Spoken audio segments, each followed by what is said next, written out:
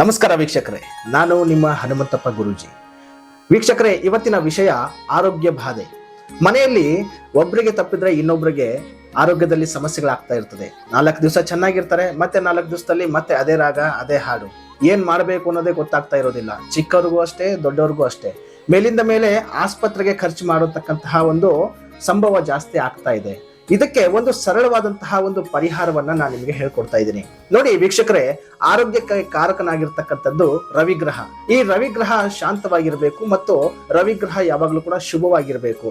ಹಾಗಾಗಿ ಮನೆಯಲ್ಲಿ ಉಪ್ಪು ಯಾವತ್ತೂ ಕೂಡ ಖಾಲಿ ಆಗದೆ ಇರೋ ರೀತಿಯಲ್ಲಿ ನೋಡ್ಕೊಳ್ಬೇಕಾಗತ್ತೆ. ಮತ್ತು ಯಾವಾಗಲೂ ಕೂಡ ನಿಮ್ಮ ಮನೆಯ ಪೂಜಾ ಗ್ರಹದಲ್ಲಿ ತುಪ್ಪದ ಬಟ್ಟಲು ಇಟ್ಟಿರಲೇಬೇಕು ಮತ್ತು ಆ ತುಪ್ಪ ಯಾವತ್ತೂ ಕೂಡ ಖಾಲಿ ಆಗದೆ ಇರೋ ರೀತಿಯಲ್ಲಿ ತಾವು ನೋಡ್ಕೊಳ್ಬೇಕಾಗುತ್ತೆ ವೀಕ್ಷಕರೇ. ಈ ರೀತಿಯಾದಂತಹ ಸರಳವಾದಂತಹ ಪರಿಹಾರಗಳನ್ನ ಮಾಡೋದ್ರಿಂದ ಖಂಡಿತವಾಗಿಯೂ ನಿಮ್ಮ ಮನೆಯಲ್ಲಿ ಆರೋಗ್ಯಕ್ಕೆ ಸಂಬಂಧಪಟ್ಟಿರ್ತಕ್ಕಂಥ ಯಾವುದೇ ವ್ಯಕ್ತಿಗೂ ಕೂಡ ಯಾವುದೇ ರೀತಿಯಾದಂತಹ ಬಾಧೆಗಳು ಕೂಡ ಹತ್ತಿರಕ್ಕೆ ಸುಳಿಯೋದಿಲ್ಲ.